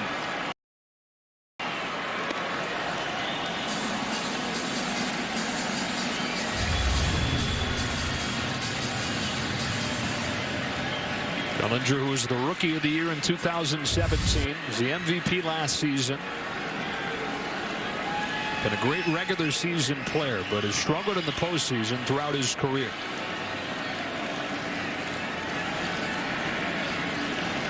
Eighth pitch has been the magic one tonight. This time he hits the ball to deep right field. Cody Bellinger has done it, and the Dodgers lead in Game 7.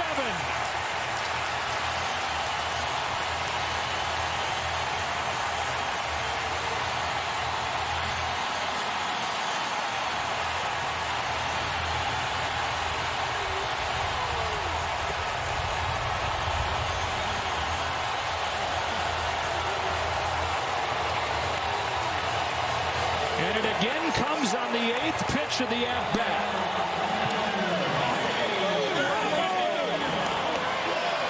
Tell you what, they didn't get it in. That ball is over the middle of the plate, and he can handle that pitch. Getting it in, inside, jamming him. But credit Cody Bellinger for not missing the pitch he had to get. Putting his team ahead. Wow.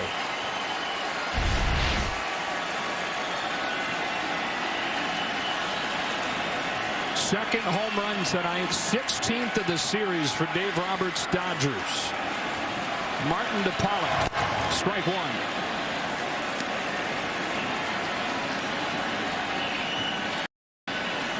Bellinger was the in 2018, even though the average was low, similar to how it is this season, on the strength of a Game 7 home run. He's homered in Game 7 again, this one giving the Dodgers their first lead of the night.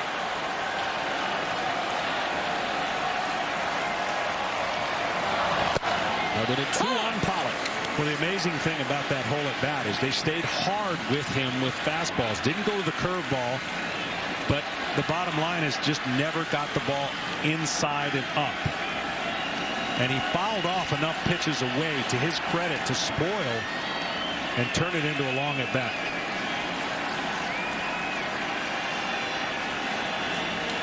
Martin's 0-2. Another 2 out, but probably the most important 2 out hit of the series. Gives them the lead in a game that they were in trouble early and could have been down big. And now the wheels are turning for Dave and how he wants to finish this game, with who.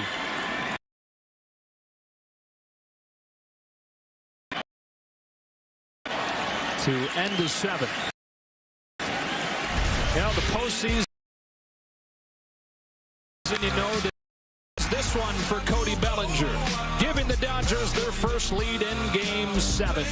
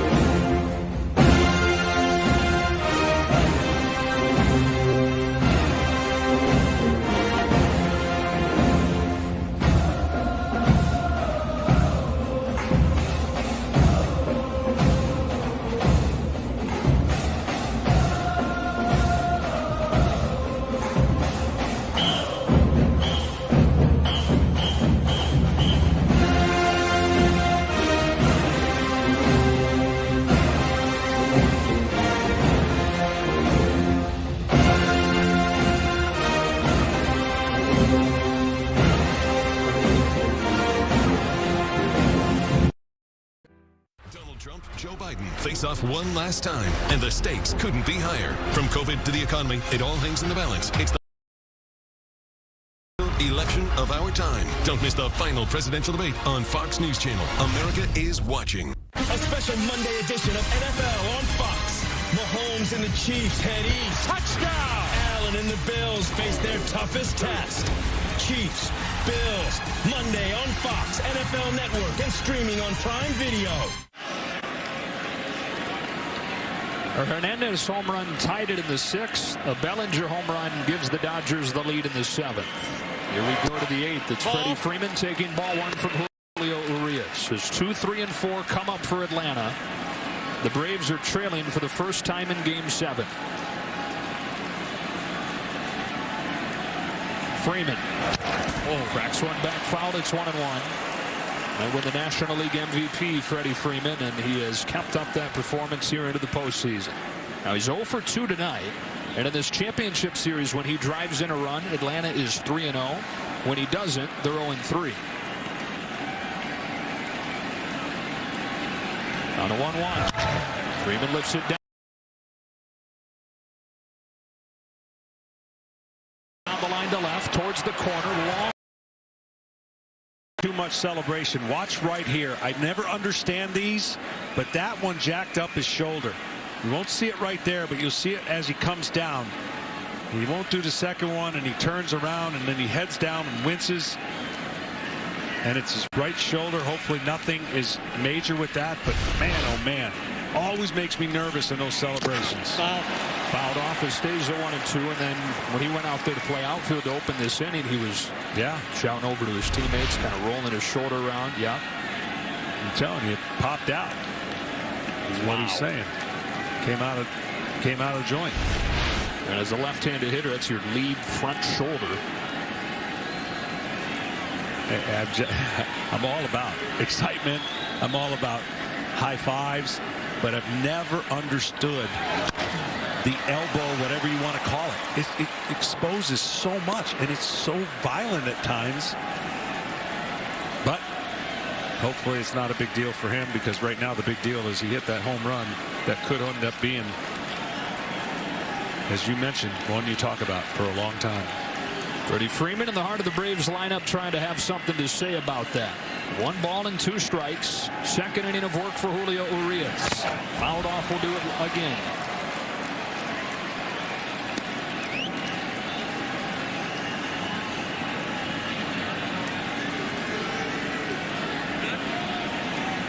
The Dodger bullpen, in what looked like it may be a long, difficult night, has really put things together.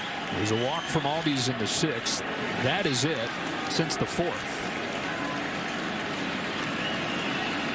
Another 1-2. Freeman takes it down and away, and the count evens up. It's a great take by Freddie Freeman. You know he's grinding.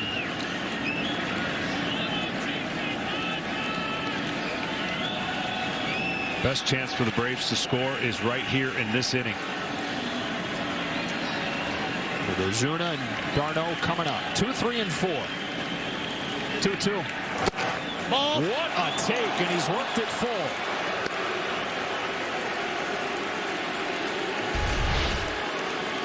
Urias has got such easy arm action. You see him finish on that leg, and the ball was definitely outside.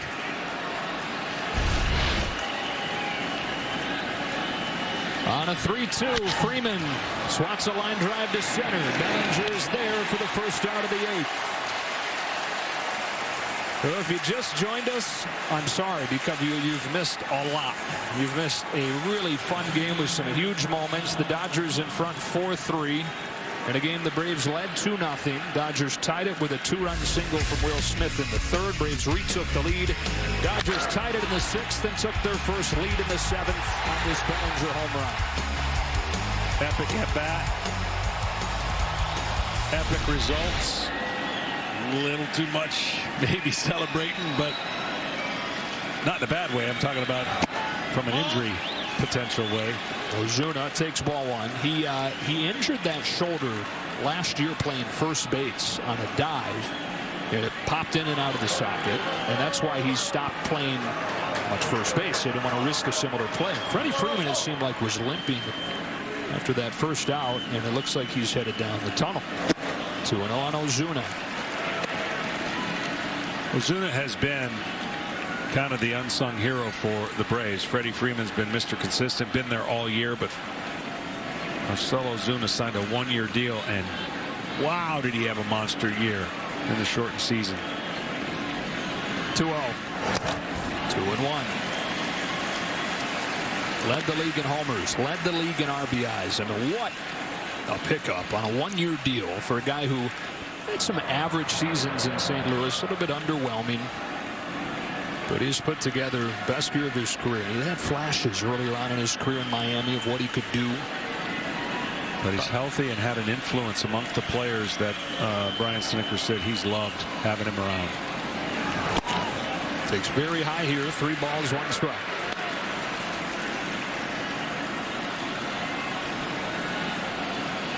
Urias has a unique opportunity here that I can't remember this many wins potentially in a short series. He's right 3-0 in 3 games in this postseason. It's down the line, foul, and the count goes full.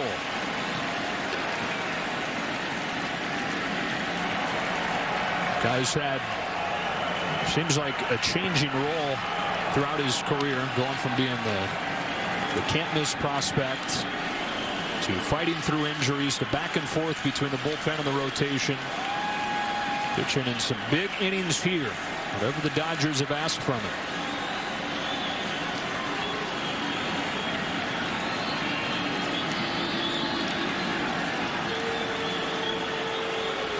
The mound visit from Smith. And now a quick word from Google Cloud.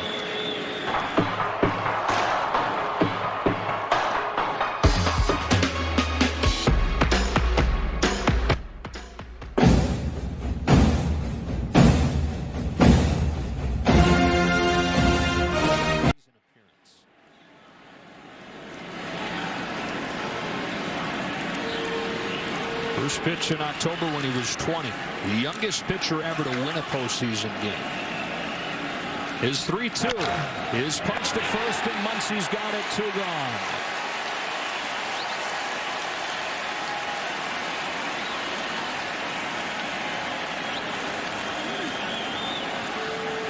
Dodgers 4, Braves 3. 2 gone in the 8th, and up comes the cleanup man, Travis d'Arnaud.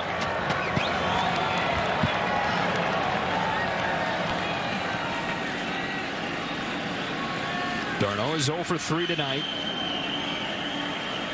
Numbers in the NLCS not good, but it's been a monster season for another great offseason signing for the Braves.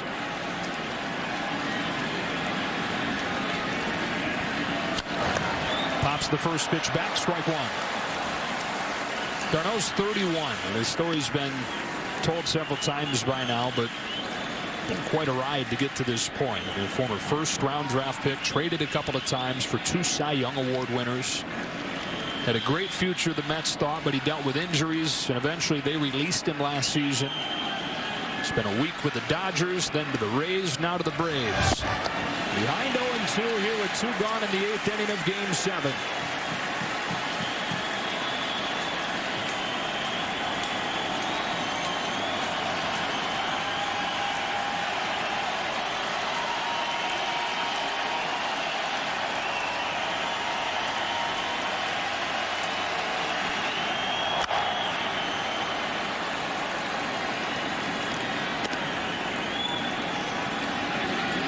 Both these teams undefeated coming in to face each other. It's only right that we're in this situation with 3 wins apiece. So many twists and turns and shifts in the narrative and the momentum. 0-2 pitch. Big bouncer right side. Muncy charges. He's got it. He tags him out. 6 up, 6 down for Julio Urias to the bottom of the 8th in Game 7.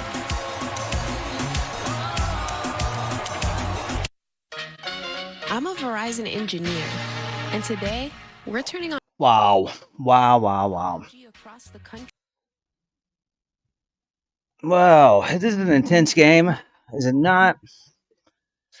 It is. Hit the like button, hit the stream. This is the NLCS live Dodgers vs. Braves Game 7.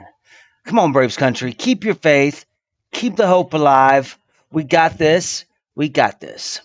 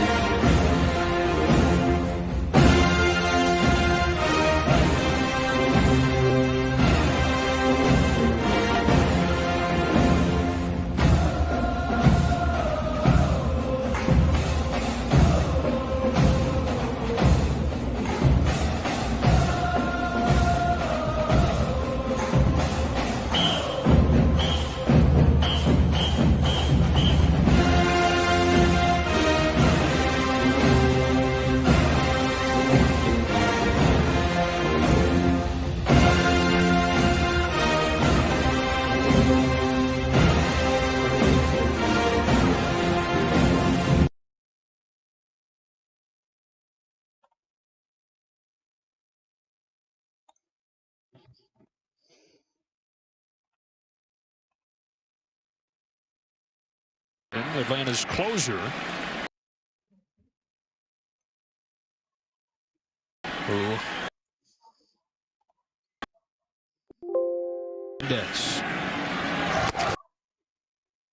The pinch hit home run to tie the game back in the sixth. And a huge, again, momentum switch.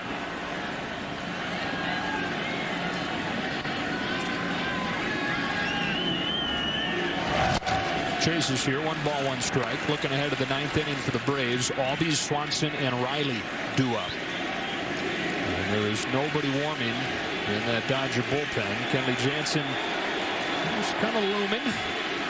But Arias has been fantastic. 6 up, 6 down.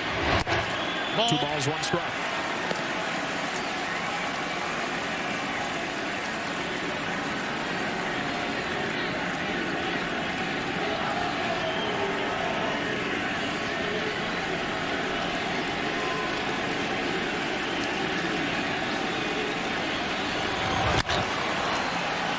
Spinning fly ball to Pache in center. Hernandez, the first out of the 8th. Our player resume is sponsored by Indeed. Cody Bellinger, the go-ahead home run in the 7th inning. Second career Game 7 home run. Hit one against Yoli Chacin in 2018 in the National League Championship Series. And if they can make this thing hold up, he will be the Game 7 hero.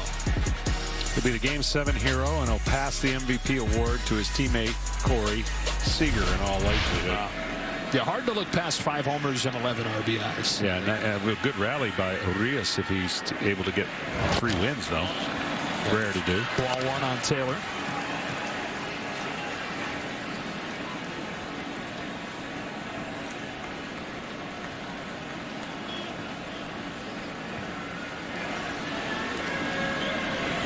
The Dodgers trying to do something they've only done once in their long and storied history, and that is win 3 consecutive elimination games to win a series.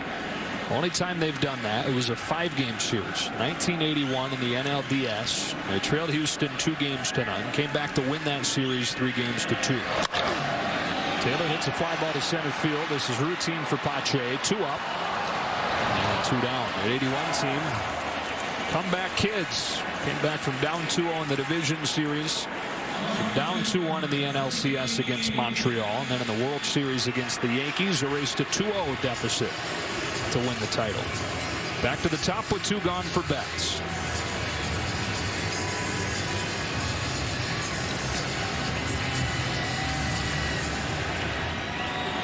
Eighth consecutive division title, looking for a 3rd trip to the World Series in 4 years.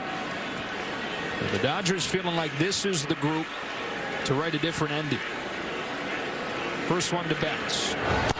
Drops in, strike 1.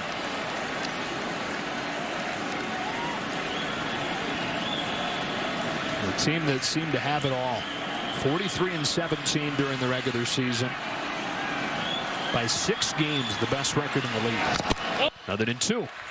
Then they find themselves behind in this series by 2 games twice. 2-0 and 3-1. Forcing game 7. They're now leading game 7 in the 8th. But I'm telling you, it was their defense that turned this series around. We're going to talk about all the home runs and all the offense, but their defense and a little kind of a lapse of running on the Braves on 2 separate occasions allowed them to be in this series. You think about down 3-1, 2-0, and a 3rd run crossing the plate, and who knows what happens the rest of that inning. They could have scored more runs with 2 outs. That stops that, goes 2-0.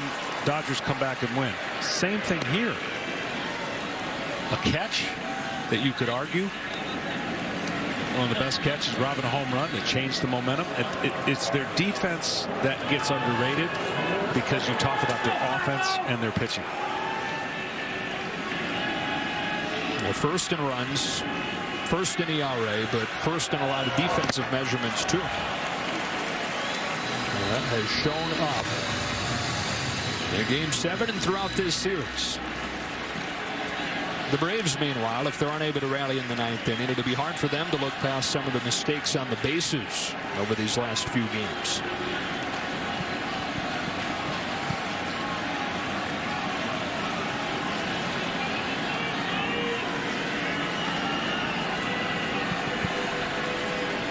A 2-2. That lifts the ball to right center field towards the gap. Pache, a long way to go, won't get there. That is a 2-out double for Mookie Betts.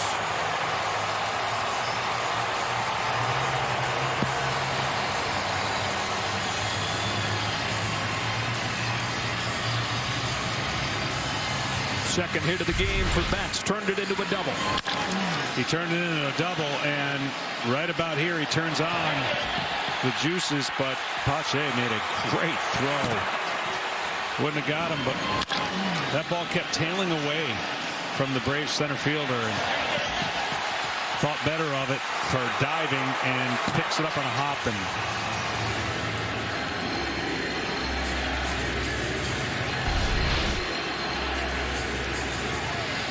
that's a safer celebration than the elbow to elbow. It was a safer one. Yeah.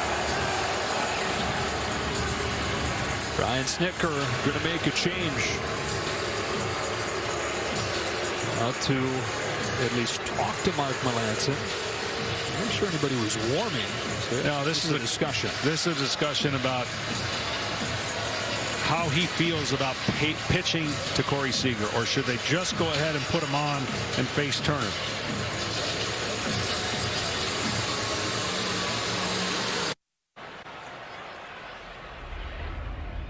What's he gonna chase? The slider?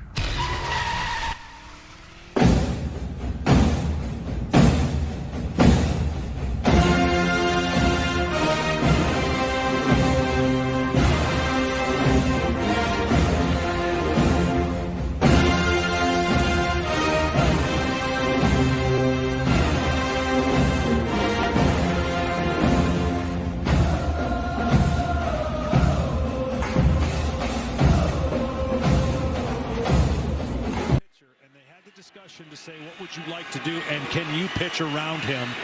The worst thing you can say to a pitcher is pitch around him. Just walk him then. Seager trying to give the Dodgers some insurance. 4-3 in the 8th. Swings and misses. Good first one from Melanson. So what that conversation was, we're going to establish a game plan. Here's how we're going to attack him, and we're not going to look back. If that was a younger pitcher on the mound, there would have been no decision. They would have walked him. But it allows the veteran pitcher with the ability for him to spin the baseball to see early on if they can get Corey Seager to chase. He did. And let the count determine what they do from that point on. On an 0-1, Seager got one over the plate, swatted it to short, Swanson up with it, inning over. Fasten those seatbelts. To the 9th inning we go in Game 7. Albies, Swanson, and Riley coming up. It is 4-3 Los Angeles.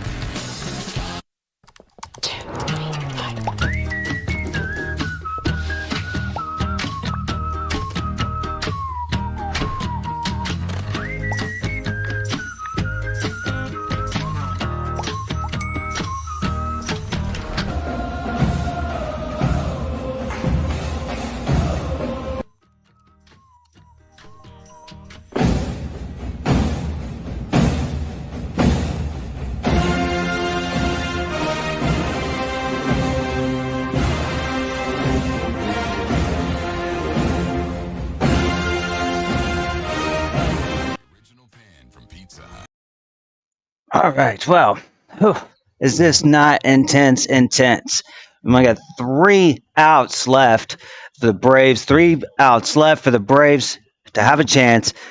4-3, coming up the top of the 9th. My scoreboard's a little off there, but yeah. So I mean, we got one more chance, Braves country. One more chance, but keep the hope alive. We need you now. Cheer them on. Chop on, Braves country.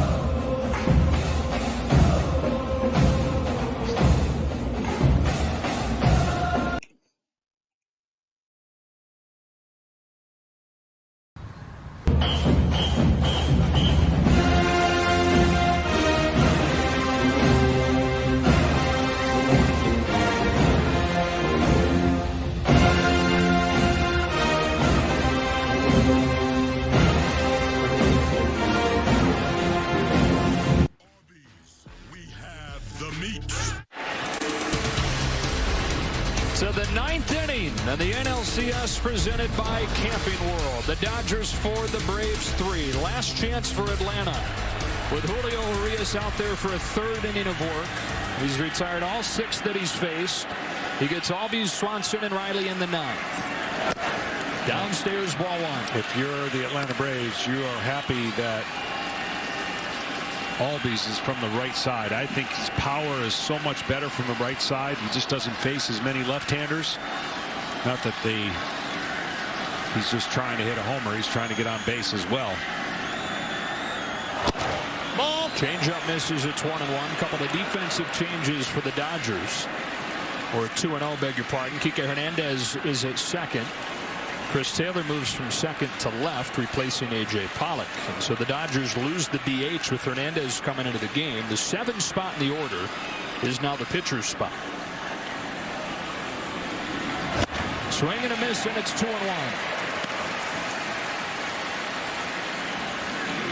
Albies 0 for 1. He struck out. He's also walked twice.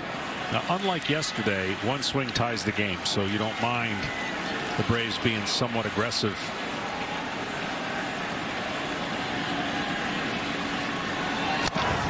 What I mean by that is last night they were down 2, and in 2 pitches, they were down 2 going to the 9th. 2 pitches, Kenley Jansen had 2 outs. Yeah, a struggling reliever. Yeah, he had 2 outs, so you don't mind it. Albies there, 2-0, letting it rip. Jansen getting ready just in case. Dodgers would love to see Urias finish this thing. Here he comes with a 2-2. Ground ball to short for Corey Seager. 1 gone in the 9th. 7 up, 7 down for Julio Urias.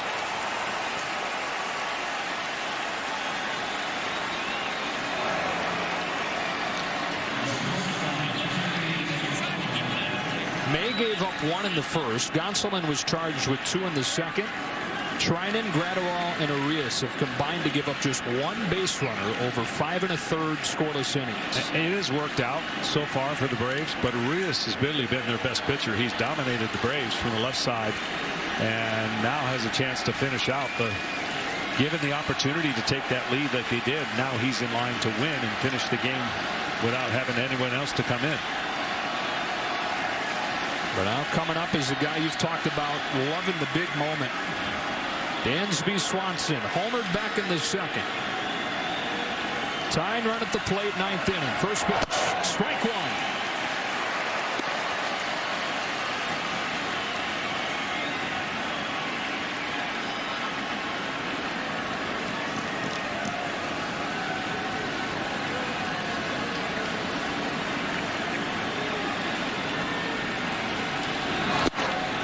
Ball 1. The Braves looking for their first trip to the World Series since '99, and they were right there. They had a 2-0 lead. They had a 3-1 lead in the series. In danger of dropping 3 consecutive games. 2 balls, 1 strike on Swanson.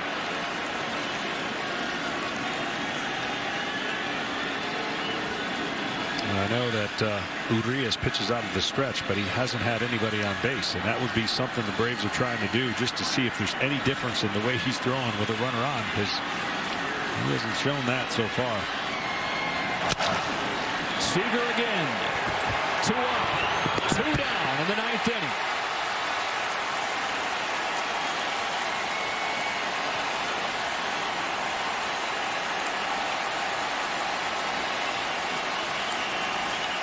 And up comes Austin Riley, who won Game 1 with a 9th inning home run back on Monday. Can he keep the Braves alive here in Game 7? Come on, Braves, let's go.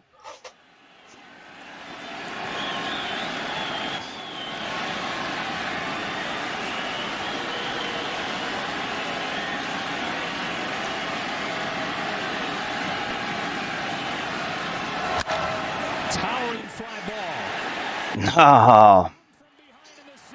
They come from behind in Game 7, and they win the National League pennant.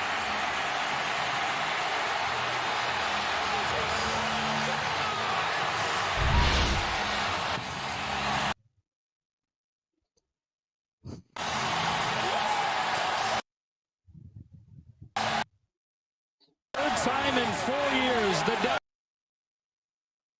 Dodgers are going to the World Series. Well, all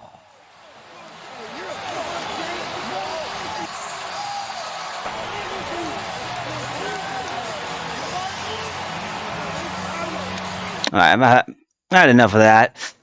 Oh my gosh, it's okay, Braves country. I mean, realistically, we're still ahead of predictions. We're still ahead of where we thought we would be in 2020.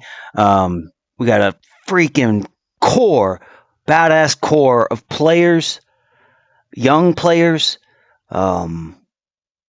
So I mean, we're not. Have fun, Dodgers. You got to play the Rays. I mean, good. I'll give it to them. Congratulations, Dodgers. You got it.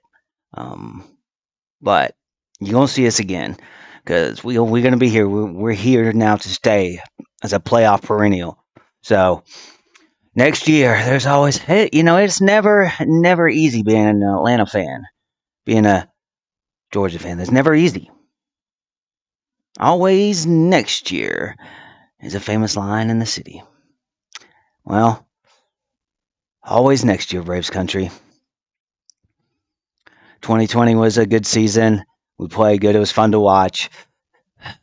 Sometimes that's all you can ask for. But we're making progress, step. Keep going forward, up, and winning more games. Next year, there's only one, it's the pennant or nothing. So, chop on, Braves country. Keep the hope alive.